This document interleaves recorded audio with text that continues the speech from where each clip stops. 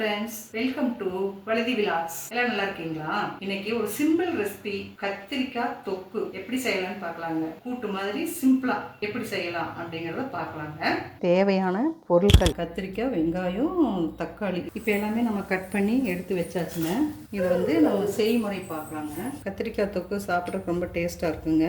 சாப்பாடு, இட்லி, தோசை, சப்பாத்தி எல்லாத்துக்குமே ரொம்ப டேஸ்ட்டாக இருக்கும். ஈஸியான செய்முறை. அதே மாதிரி நமக்கு பொருள்களும் ரொம்ப தேவையில்லை. 3 ஐட்டம் தான். இப்போ எண்ணெய் காஞ்சிருச்சுங்க. கடுகு கொஞ்சம் போட்டுக்கலாம். கட் பண்ணி வச்ச வெங்காயம் போட்டுக்கலாம். வெங்காயம் கொஞ்சம் வதங்கட்டும். கருவேப்பிலை போட்டுக்கலாம்.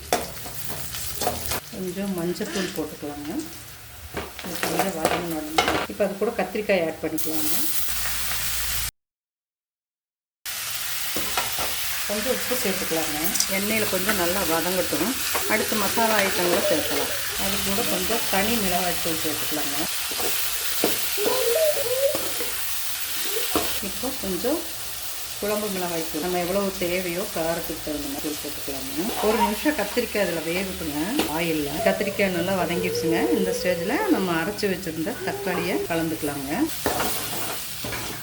தண்ணி சேர்த்துக்கலாங்க. பாருங்கள், கத்திரிக்காய் தொக்கு ரெடி ஆகிடுச்சு. இப்போ இது நம்ம இட்லி தோசைக்கும் தொட்டு சாப்பிட்லாங்க. சாதத்துக்கும் பிசைஞ்சு சாப்பிட்லாம். ரொம்ப டேஸ்ட்டாக இருக்குங்க. அவ்வளோதாங்க, ரெடி ஆகிடுச்சு. ஸ்டவ் ஆஃப் பண்ணிடலாங்க.